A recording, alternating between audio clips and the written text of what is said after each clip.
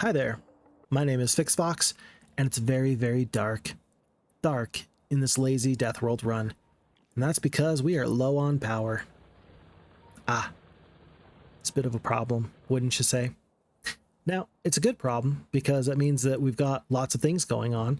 We've got our copper mine to the southwest, we've got our iron mine to the east, we've got our oil coming from the northeast, but yeah, 55 out of 76 megawatts. Yeah. Basically what that's reading is that we need 75 megawatts, and we only have enough megawatts to supply about 55 of those. So we're just not operating at full capacity. That means that the lights are dim. That means that the machines are running slower.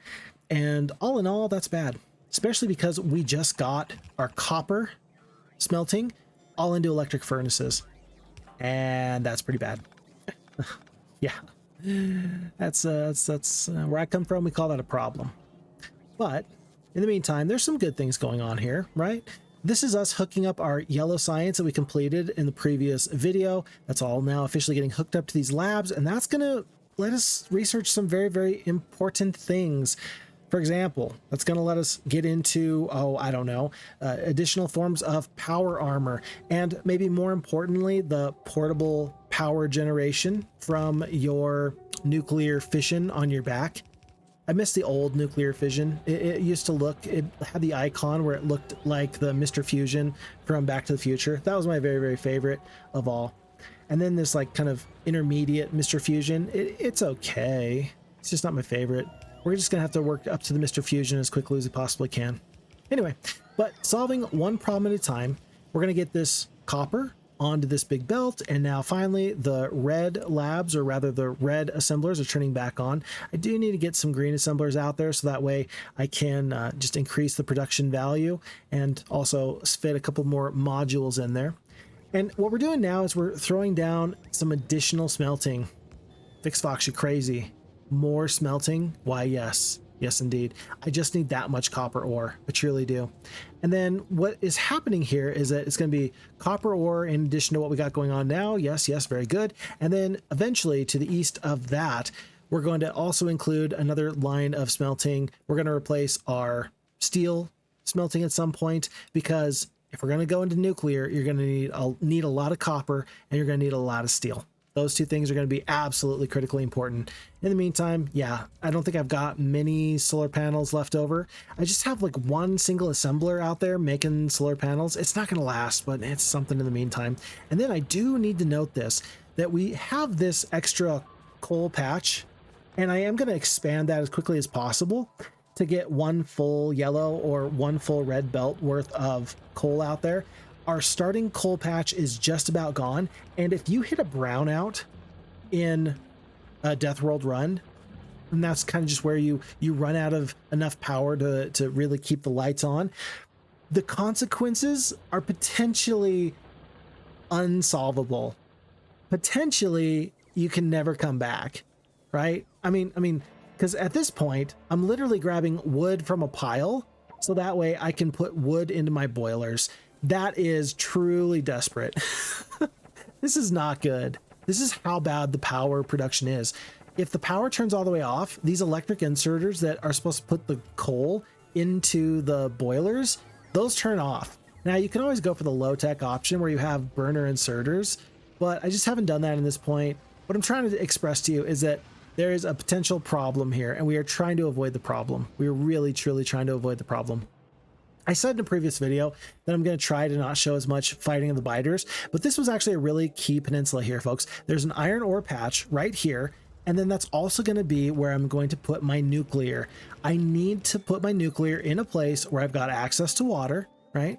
And I also think I want to have it away from my main base, so that way if there's problems and things explode, that everything doesn't explode. And so what I'm going to do is I'm going to build a little bit of like a corridor here between the northwestern part of my base, and I'm just going to move this wall out. There is some natural cliffing that is not too far from this sort of position, and then we're going to use that cliff, and we're just going to head immediately south to the big ocean.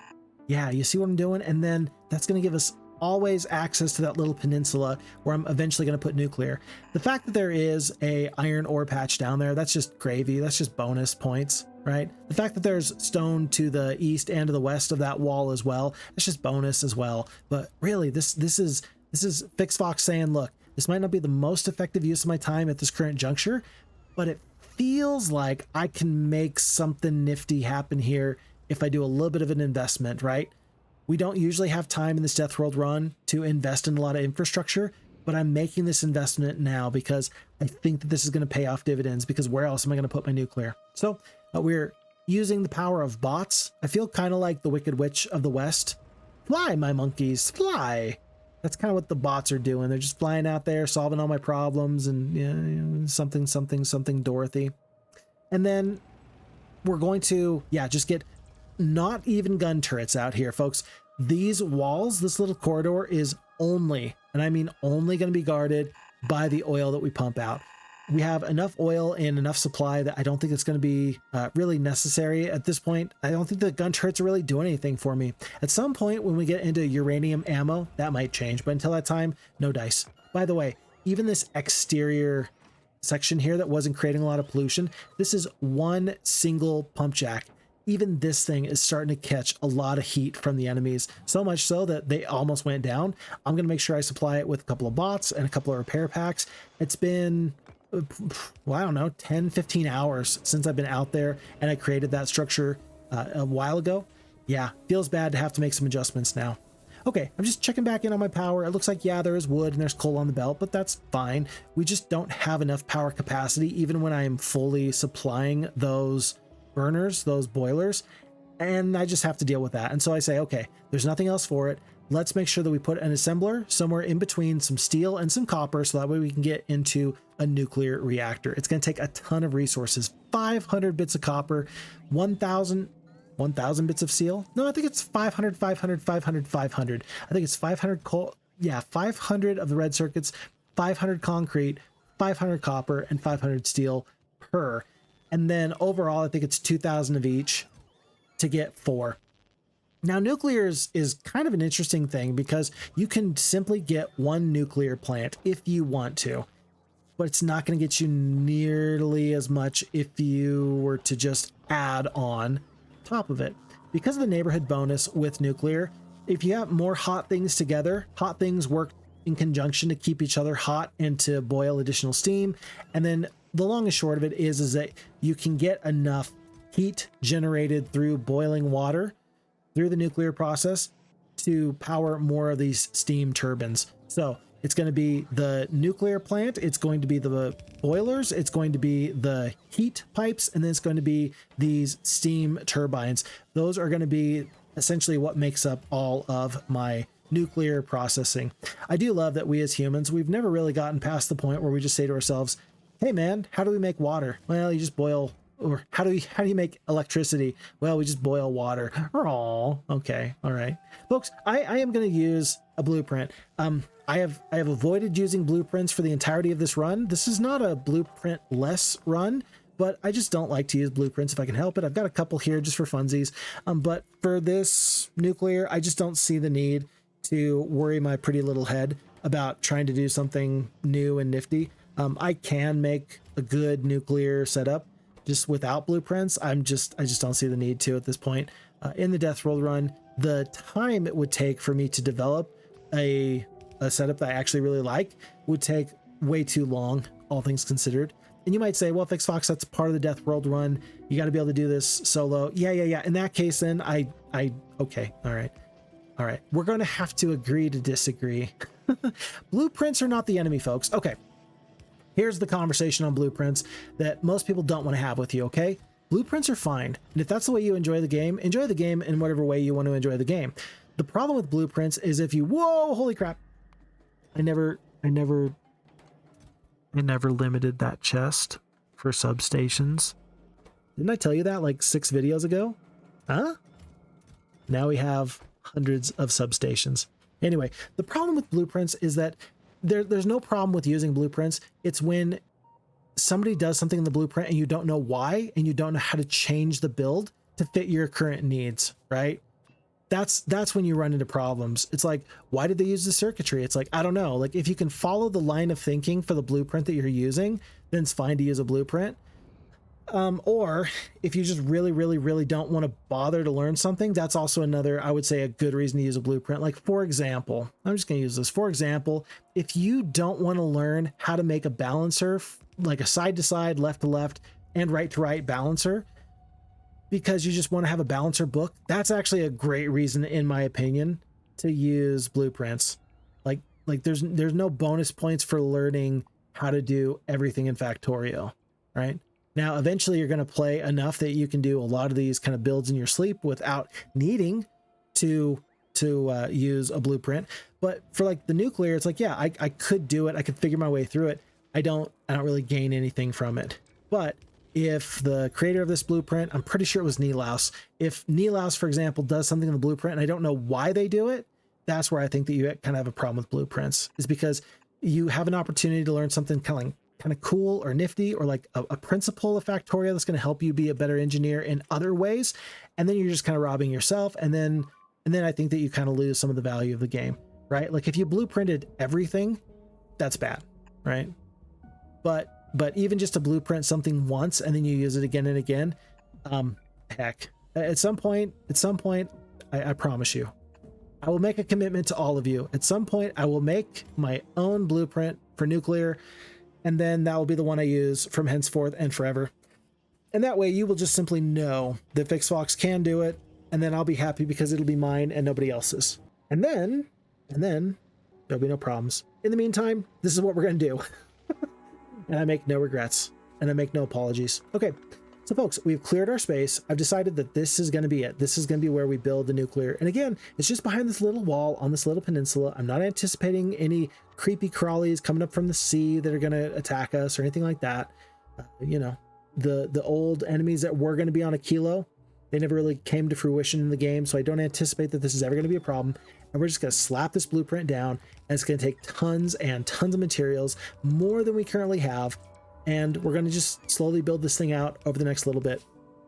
And we're going to grab some of our glowing green rocks, and we're going to make those into the juice that's going to fuel this whole thing. And we're going to solve all of our power problems, because I do not have the patience to wait for alternatives. And that's okay. That's okay. So what we are waiting for right now, as you can tell, I just kind of moused over the missing objects for creation or bots to put stuff down. We're basically missing about, 80 of the steam turbines. And that's quite a bit. I don't like this. I keep driving over the water and I keep stubbing my toe there. So I'm just going to get ourselves a little bit of the landfill. And we're going to just make ourselves a little bit of extra land there, which is nice. Part of the reason why we researched it 6 videos ago. And then as we're slowly putting things in, I've only got like 10 or 15 bots here. I am going to make sure that my roboports go all the way down to this area. In any kind of situation moving forward, like late game-ish, mid-game-ish, I'm going to want to make sure that my roboport coverage is everywhere that matters to me. I'm probably not going to do roboport coverage all the way out to any of my exterior mines. That part doesn't work for me, but the roboports and having the coverage is just so very, very valuable, because when I'm on another planet and I'm far, far away, that is going to be the difference between me potentially losing an entire base just because I couldn't do anything about it, and me having the agency to just do something and then just hope for the best later, right? So we're going to grab some of our glowing green rocks. By the way, rocket silo, we're at about 75%. So we are very, very quickly approaching the time where we can build the rocket silo. And even if we don't get into the stars very, very quickly, it'll be nice to start to get into the white science. The white science is going to be very useful, the space science. So that way we can get into our advanced logistics for the logistics bots. That's going to unlock the blue requester chests and the purple banishing chests, and then also the green buffer chests. And those will be very, very useful. I'm going to put in a couple of these. I used a little bit of quality to create some of the steam turbines. We're going to get a little bit of the extra nice steam turbines manually placed down. We have a very, very limited amount of of power. 40 megawatts out of the requested like 110. That's not good. I'm going to build a couple of these little areas over there up to the north. Those are just batteries. Basically, those are just steam batteries. and those tanks will hold the steam only when it's required. So that's going to help the bang for my buck go pretty far. By putting in this nuclear fuel, we are now officially going to start to get the water inside really, really hot. We're going to be crossing 400 degrees Celsius very, very quickly. Here in America, I don't know how hot a Celsius is, but that's pretty hot, bro. Pretty hot. I know it's yeah. At some point, we're going to be basically standing on the sun. Okay, how hot is the surface of the sun? All right, I'm going to go do this right now. How hot surface sun? Oh, damn, dude. 5,500 degrees Celsius. Okay, we're not going to get that close. Anyway, we did our best. But in the meantime, I'm just going to set this up to where I'm only going to use the coal from here on out when my battery reserves are less than 20% of their capacity. And that will essentially mean that the nuclear power has gone out and I need to switch from nuclear into coal production. I just want to go pure nuclear unless needed. And now these steam batteries are going to go into these holding tanks. Boop, tons of steam. And the heat is only going to go down and heat up the water as needed. And so I'm satisfied to say that our power concerns are not solved because we don't have Covarex yet, but I'm happy with the way our power consumption is going to be going for the next foreseeable future. Folks, that means I can turn my attention into getting some new things. For example, this is going to be some of the space scaffolding. I'm going to take out some of these other structures that we were using to get the nuclear up. I'm not going to completely remove them because we are going to expand nuclear in the future. But for now, this is going to give me space so I can get 3 assemblers doing scaffolding using the copper wires and the steel. And I do this so that way I don't have to delay or truncate how big of a spaceship I want, or rather a space platform. In space, nobody can hear you scream, but also in space, everybody wants to make sure that they have the biggest, fanciest castle out there, and that's what I want. So what I've done is, now that Rocket Silo has been completed, I have thrown down a green assembler. I'm going to put some quality modules in there. I'm going to hope that my 4 or 5% chance comes in super clutch, and we're going to start to get the materials necessary to get ourselves a rocket silo, and then we're going to go for the stars. Folks, it's all coming together. The whole ball of wax. And I'm excited.